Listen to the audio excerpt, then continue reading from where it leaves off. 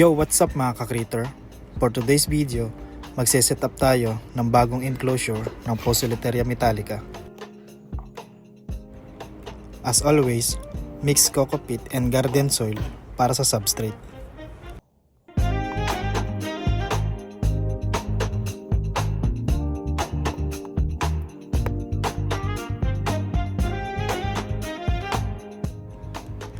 Tapos itong napakaangas na drip wood na nakuha ko lang dyan sa labas ng bahay.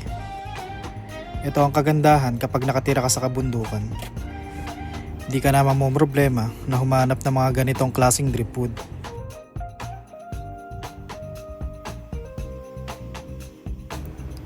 Ipwesto ko lang to sa gitna, tapos dikit natin sa wall.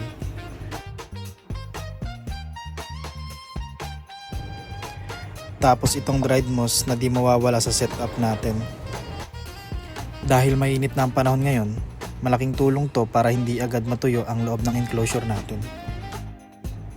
Aside from that, ginagamit din kasi ng mga tarantula to sa pagbuo nila ng mga burrow at hide dahil dinidikit nila yan sa mga web nila.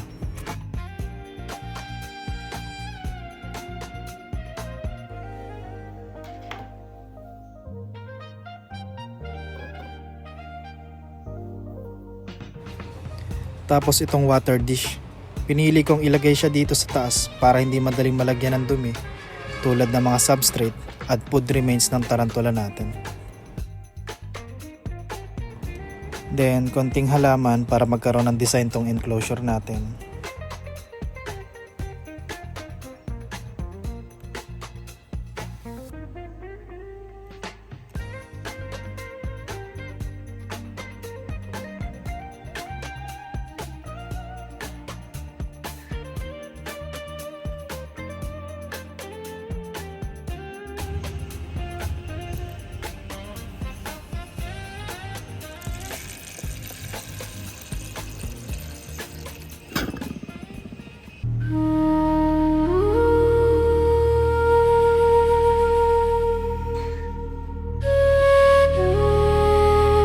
Separate naman ang enclosure setup natin mga ka-creator.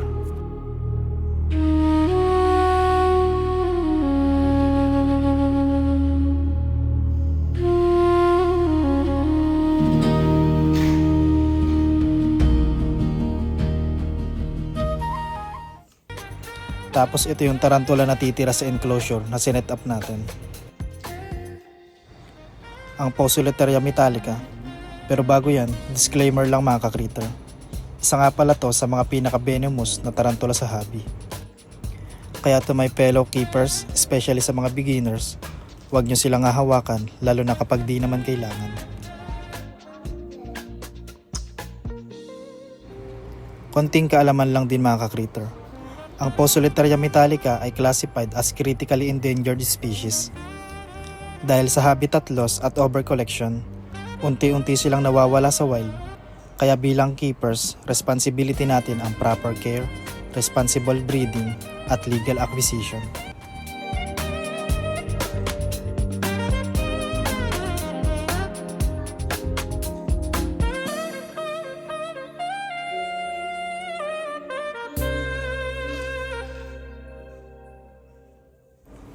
Okay, success. Successful ang rehousing natin para sa Poecilotheria metallica.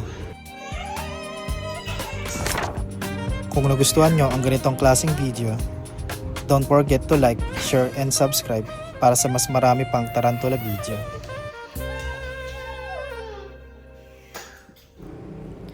Thank you for watching mga ka-creator. Bye!